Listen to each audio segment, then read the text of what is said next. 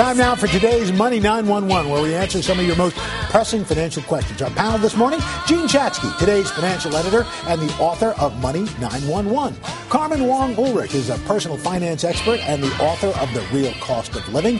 And John Alzheimer is the president of consumer education at smartcredit.com. Hey, guys. Good morning. So we're doing something different today. Everybody, all the questions are coming off of Twitter. So let's get started right now. Our first one comes from Jen's DCA, Jennifer Smith Hicks. She wants to know, what is the best type of savings plan to start for a 7-year-old that will grow and be accessible in approximately 10 years? It sounds like she wants money for college. Right. So we want to put that money in a 529 college savings plan. The trick is just to pick the best plan for you. So you want to go to a website, savingforcollege.com, and look first at your state's plans, because then you may be able to get a tax deduction or some other perk for putting the money there. But that's a good way to go. All right. Next up, we've got wife of a dairy. I love that. This is from California. They've got a farm in California. Want to know, having 2 kids, ages 5 and 7, how much should I plan on saving on a monthly basis for their college education? Oh, good compliment to Yes, Jean's exactly. question here. Here's the thing. First, I want to say depends. Are you okay with your retirement? Are you on track for that first? Make sure you take care of yourself first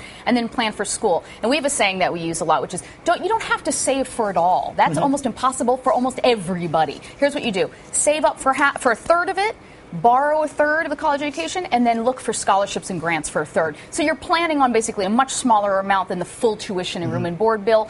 But you've got a 5 and a 7-year-old. Jean mentioned 529s, which are fantastic. And know that they're transferable between siblings. So let's say the 7-year-old decides, I don't want to finish school. That money can be used for the younger sibling. And there's also work. Work is always too. a thing. Hey, we did it. Work. Absolutely. Same here. All right. Next, let's move now to B. Travathan. Any suggestions for student loans in this economy? How to save/spend/pay off debt? John? Well, what a beautiful dovetail to the third one. In addition to save, how about choosing a school that doesn't necessarily require so much tuition? Look, student loans, you're limited to a couple of pretty popular choices, the federal and the private. Federal, you're going to get a better interest rate. Private, you're not going to get as good of an interest rate. But here you go. I'm going to go off the reservation for a minute. Let me suggest something alternative. Exhaust all your options for financial aid, grants, and scholarships. Because remember, right now, we are in more student loan debt in the United States than we are in credit card debt, over $800 billion.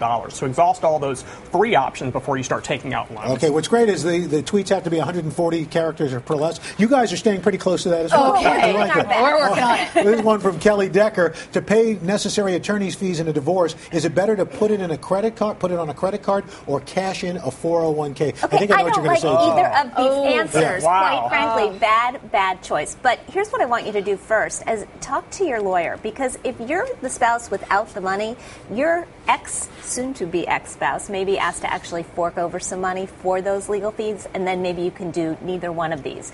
The other thing to do is just look at the interest rate on that credit card, compare it to the penalties and taxes you'll have to pay on the 401k, and whichever one is lower, and it'll probably be that credit card. Right.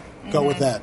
Okay, this next one's coming for you, Carmen. It's coming for you. All right, I'm ready. This is from Tara Higgins. I'm a recent college grad, only have a small loan to pay back. What should I be investing in to save for the future? Ooh, Tara, you're in such great shape. I love hearing from youngins like this. But here's the thing, Tara. I want you to know, don't just save for the future. What is the future? What are you saving for exactly? Because that's going to determine how you save. If it's for a goal, say for a down payment for a house, or if you're going to want to rent and get your own place, and it's a short-term goal, then you want to keep it in cash. If it's longer-term retirement, then you want to make sure you have a Roth IRA. Is great, because also you can sock money away in there, and after 5 years, pull out your principal, say, for a down payment on a home. Have goals for where your money's going to go, and then build those buckets appropriately. All right, John, this one's for you. Ann Barn wants to know, just because it's cheap, it doesn't mean it's a good LT investment. Would you buy real estate now with 3 to 4% mortgage rates? Yeah, LT is probably long-term investment. Yes, okay, that's what we're Well, Insider speak. here you go. Home prices are way down. Interest rates are way down. Seems like a great time to buy a house, right? Maybe not necessarily. Because think about this. If you borrow $100,000 at 4%, you're still in $100,000 of debt, and we don't know where property values are going to be in the next 12 to 24 months. Buy a house because you want a house. Buy a house because it's in a good school district. Don't buy a house because of a 4% interest rate. And if you're going to live there for 5 Yes, years, and you got to stay put. Okay, Gene, this one's for you. How do you get your finances organized with a baby on the way? This is from Emily. Pregnancy is a great time to plan. I want you to do 3 quick things. First, know where your money is going. If you know where it's going, then you can make the changes to save 10%, which you absolutely need to be doing year in and year out, and figure out what those big baby items coming your way happen to be. If you're thinking of staying home after the baby comes, and we couldn't really tell that, use pregnancy as a road test. Just bank one income and live on the other during that 9 months. Okay, and real quickly, we have 30 seconds left, Carmen.